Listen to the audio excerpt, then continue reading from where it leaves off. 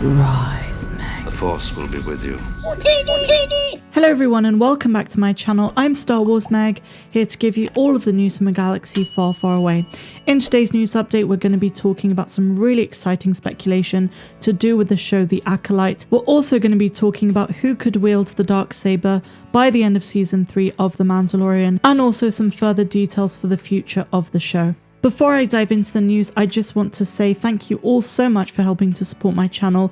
We have reached 40,000 subscribers, a huge milestone, and as I promised, I will be doing another special, which is going to be another Q&A. I did one for 20,000. And now I'm going to do one for 40,000. If you have a question to ask me, head over to the community tab of my channel and check out the post where I ask you to ask me questions. Ask me anything to do with Star Wars or anything you want to know, and I will answer it in my 40k special. I'm not too sure when I'm going to do it yet, but I will keep you guys updated. Now, my dear friends, without any more jibber jabber, let's dive straight into the news.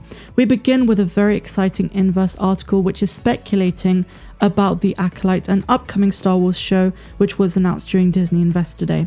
Now, before I read you from this article, I just want to say it's so good to finally have a Sith-orientated Star Wars show. The Sith have been done really dirty by Lucasfilm in the past, and it's about time they get the recognition they need. And it's always fun to speculate about it. So let's dive into the article.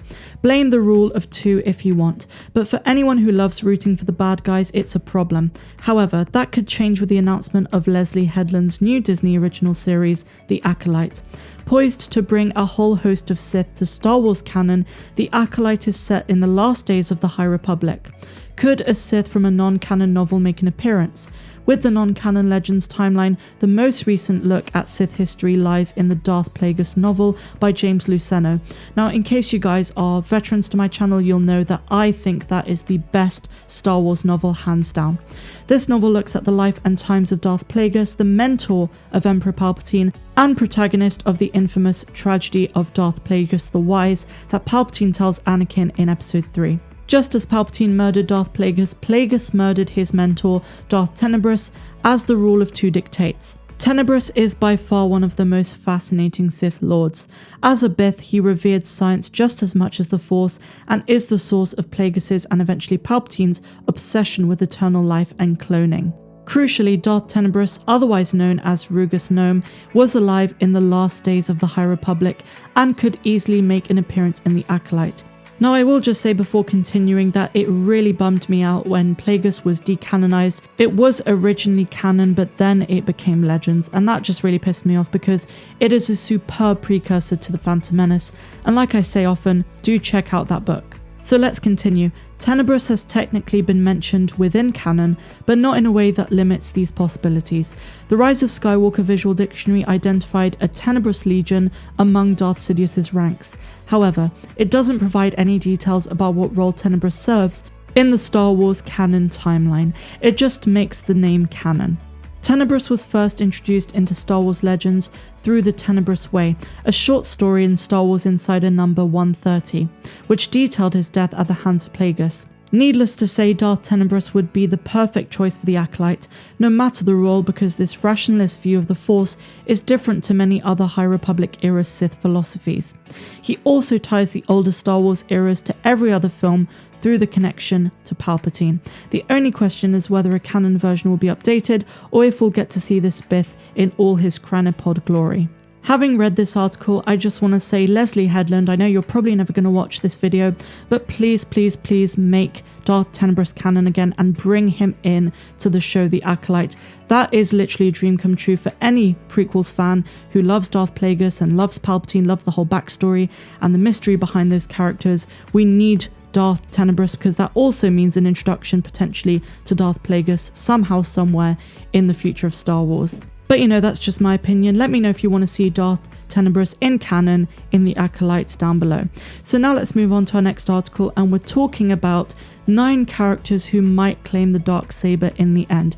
Now, I will say this article by Screen Rant is a little bit far-fetched to some degree, but I do want to go through them because they are fascinating nonetheless. In fact, I'll tell you what, I'm just going to highlight those which are worth mentioning.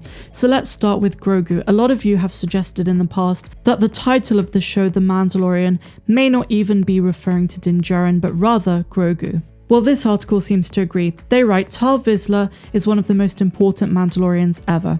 He also occupies a unique space in Star Wars history. He is, so far as anyone knows, the only Mandalorian to become a Jedi. As the first wielder of the Darksaber, it might be a natural conclusion to the story for another Jedi and Mandalorian to claim it. Grogu is on a path to become a Jedi, but he is equally a foundling, as Din Djarin was. Given their connection, a strong possibility exists that Grogu will go another path and end up with the Darksaber. Let's be completely honest here, guys. I think that Grogu is not going to want to choose the way of the Jedi and actually come back to be with Din Djarin, especially if we know there's going to be more seasons beyond season 3. Or at least so we hope. We'll get back to that question later. I feel like they're going to have to unite Grogu with Din Djarin again because he's such a beloved character and we would love to see him reunite with his dad. The next option on this list that I want to highlight is Din Djarin himself. In yesterday's video, I talked about how Bo-Katan could be the big bad of season 3 and we could have a major plot twist with her. So it could turn out that Din Djarin does wield the Darksaber and become the leader of Mandalore. The current wielder of the Darksaber is certainly the most unexpected, but he did win it fair and square off of Moff Gideon. But it seems that he's very reluctant and he doesn't even care about Mandalore in and of itself. He even called the planet poisoned in chapter 11. Din Djarin's destiny is certain to be much different than fans or even he initially imagined. He's likely never going to go back to the life he lived before, and he may even change his mind and play a major role in either retaking Mandalore or Mandalore's future in general. To be honest with you guys, I'm actually really happy they left season 2 very open-ended, in the sense that we just don't know the way that the plot's going to turn out for season 3. Another interesting option that they point out is Sabine Wren, who we haven't seen in live action yet, but I do think she's going to make an appearance in the 3rd season. We had so many cameos and so much fan service in season 2. I think they're going to bring in more characters into season 3. So on the subject of Sabine, they write, several characters in Star Wars have wielded the Darksaber already, including Sabine.